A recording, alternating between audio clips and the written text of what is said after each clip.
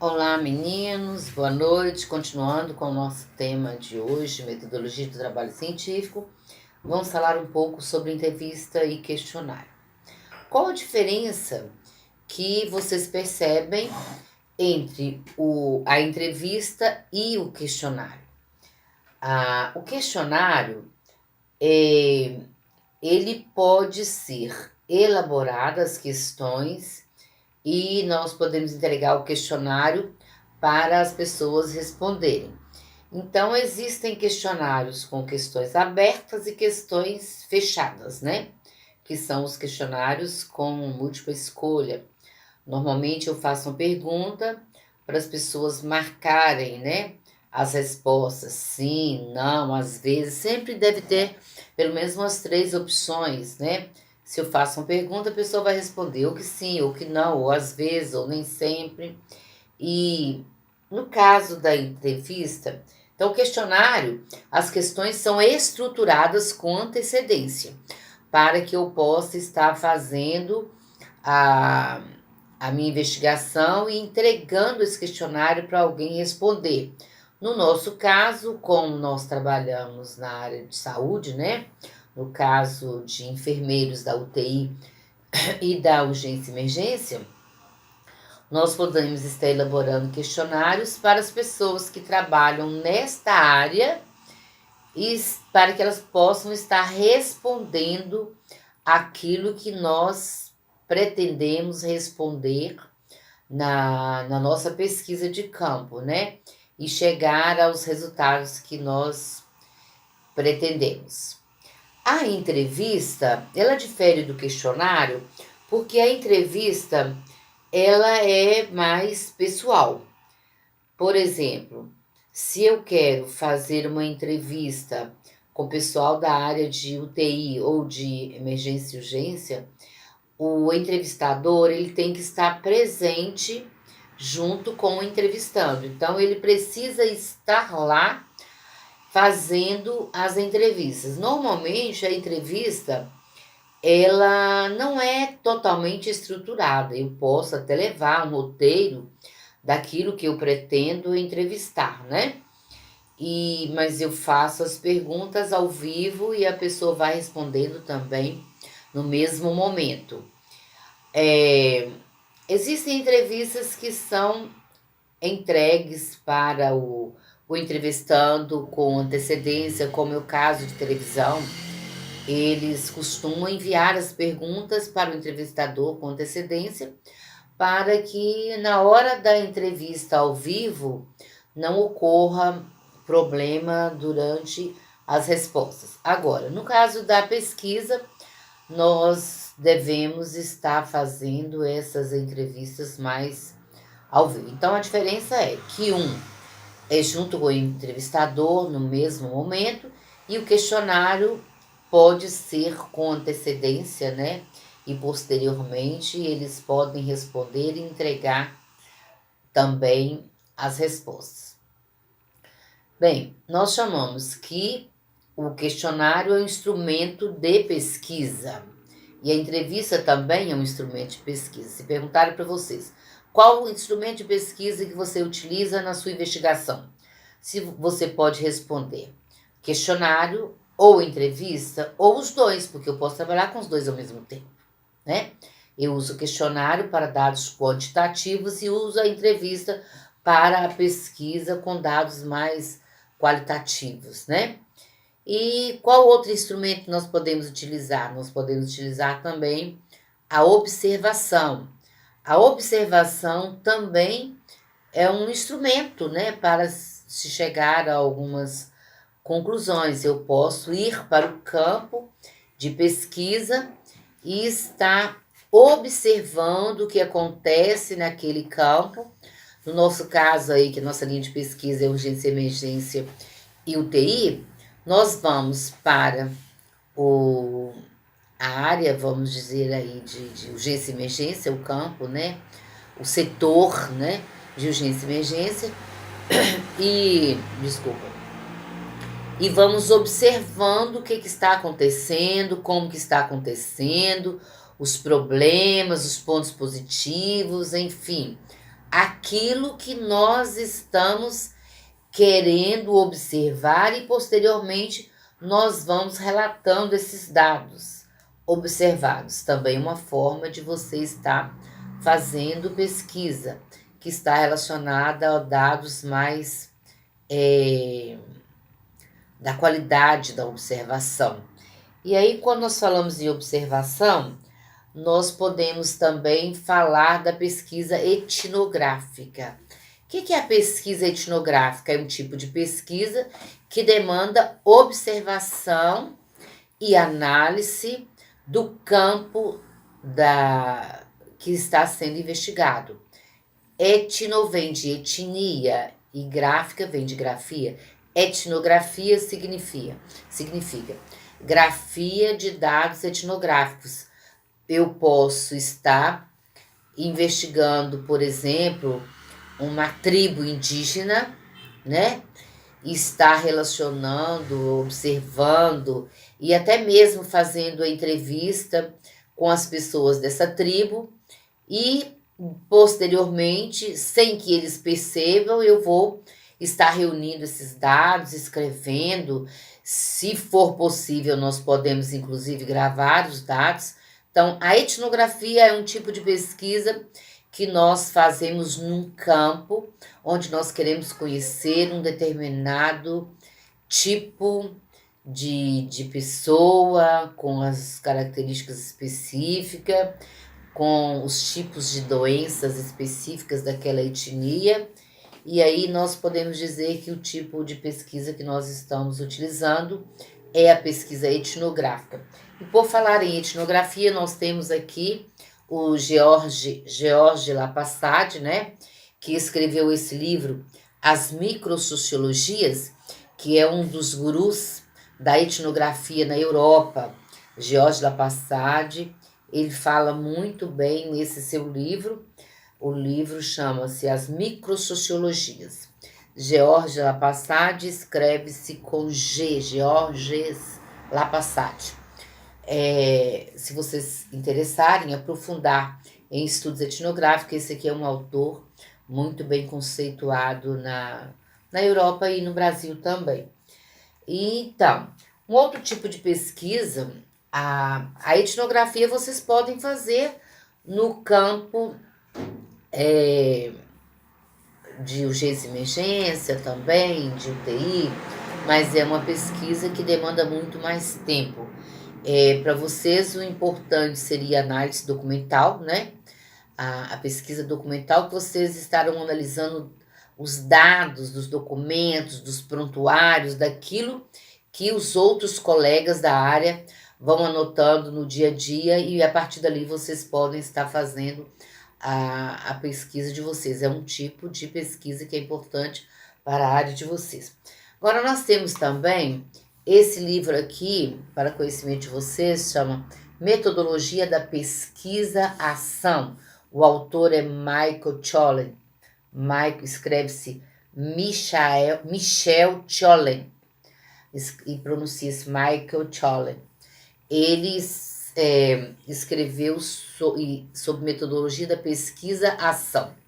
O que é a pesquisa-ação? Também é um tipo de pesquisa, né?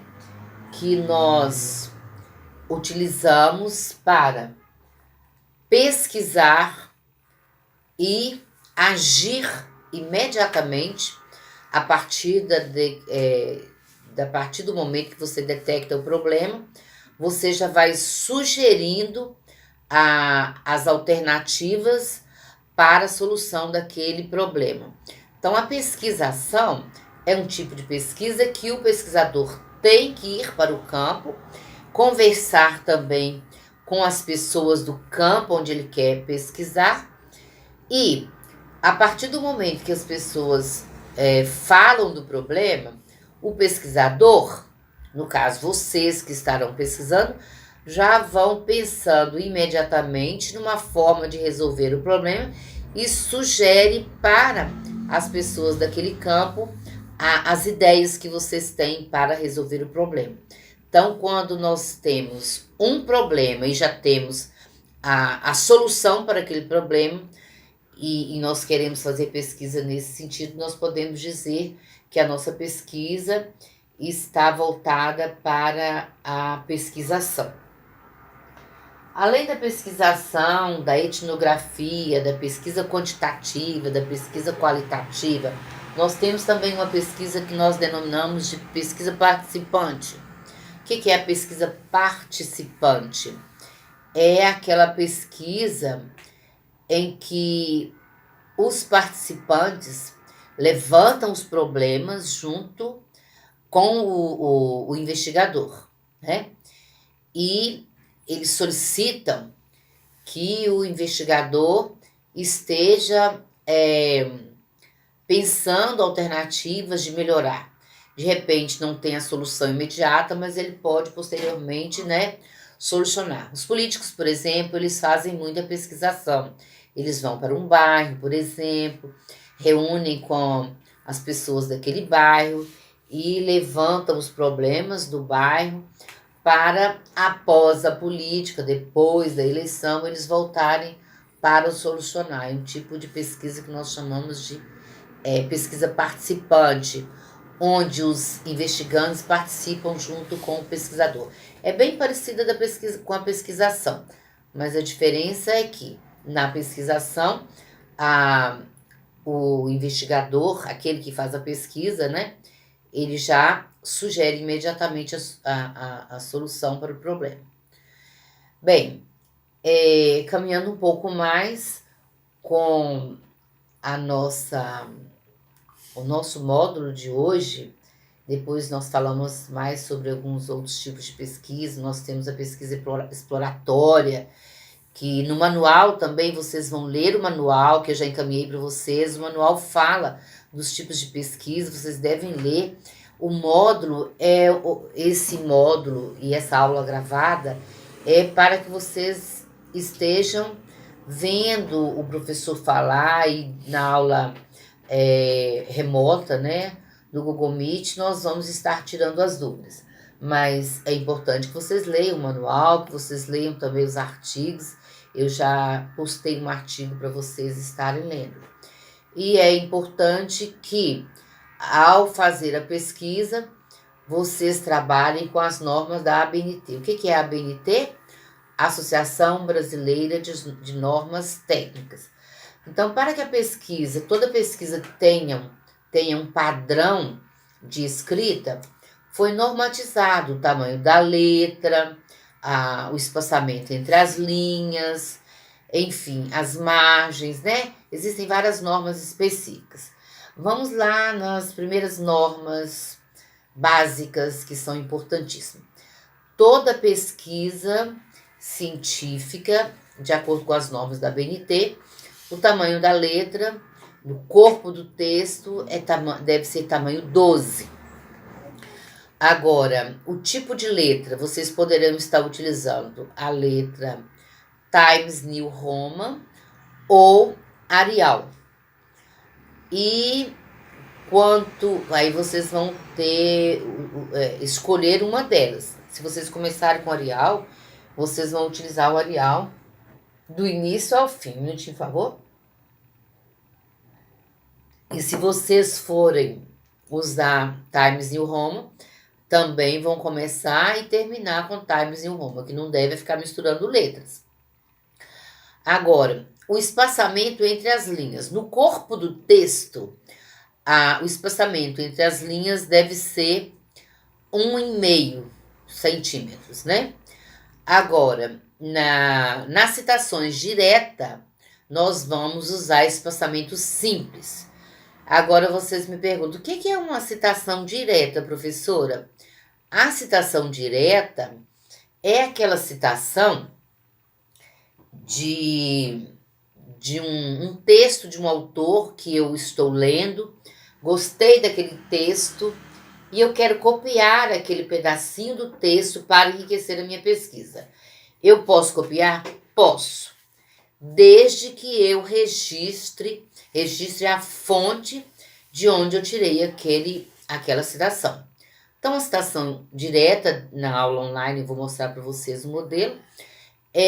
Vocês vão utilizar a letra tamanho 10 e o espaçamento simples, ao contrário do corpo do texto. Como eu já falei, o corpo do texto é letra tamanho 12, espaçamento 1,5. Agora, a citação direta também, ela tem um recuo de 4 centímetros a partir da margem normal do trabalho. A margem normal do trabalho são 3 centímetros do lado do grampo, eu vou falar assim para ficar mais claro, do lado em que a gente faz o grampo, né, do trabalho, são 3 centímetros, a partir dos 3 centímetros que nós vamos começar a digitar, do lado do grampo. Do outro lado, eu vou utilizar 2 ou 2,5 centímetros. Em cima do trabalho, na parte superior, são 3 centímetros e na parte inferior também 2 ou 2,5. Então, olha só, 3, 3, 2 e 2. Deu para entender? São normas da ABNT, pode ser 2 ou 2,5. Agora, quanto aos títulos do trabalho, todo título deve ser em negrito e caixa alta. Ou seja, caixa alta é o que nós chamamos de letra maiúscula. Todo título é com letra maiúscula e negrito. O subtítulo pode ser com minúscula, mas em negrito. Ou também pode ser todo em maiúsculo, sem negrito. Depois vocês vão verificar isso no manual e eu creio que vai ficar mais claro para vocês. Agora, depois nós vamos falar sobre a folha de rosto, sumário, como fazer a introdução, a definição do problema de pesquisa, como elaborar o problema, como elaborar o objetivo geral e específico e a justificativa. Bom, mas antes disso, vamos falar um pouquinho mais sobre o conhecimento e a pesquisa. Nós já falamos sobre o conhecimento empírico e o senso comum, são os tipos de conhecimento que nós precisamos entender ao elaborar a nossa pesquisa, porque o pesquisador ele tem que ter conhecimento, ele tem que ler muito e ele tem que aprofundar nas leituras, né? Então, nós temos o conhecimento linguístico. O que é o conhecimento linguístico? Para escrever, eu tenho que ter conhecimento linguístico. A minha escrita tem que ter estilo, né? Uma metacognição, uma linguagem mais estilizada. Nós não vamos escrever com metáforas na nossa pesquisa, né?